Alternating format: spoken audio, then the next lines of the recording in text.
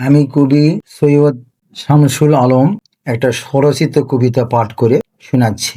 কবিতার শিরোনাম দিন মজুর। রৌদ্র বৃষ্টি জলে মাথার ঘাম পায়ে ফেলে যারা কষ্ট করে তাদেরই কেন তিন বেলা খাদ্য জোটে না ঘরে। ফসল ফলায় চাষ করে, মাটি কাটে ধান পিটে, কল কারখানায় তাদের ঘাম ঝরে।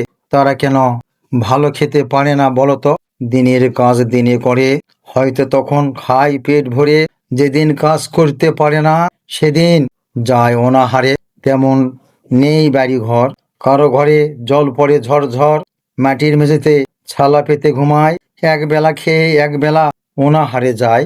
দিন মজুরি দিনে পায় এক গন্ডা ছেলে মেয়ে, তারা কি খায়? যাদের ঘরে গন্ডার অধিক তারা করে হায় হায়। কেহ এদের দেখে না, সবাই চোখ বুজে ঘুমায়।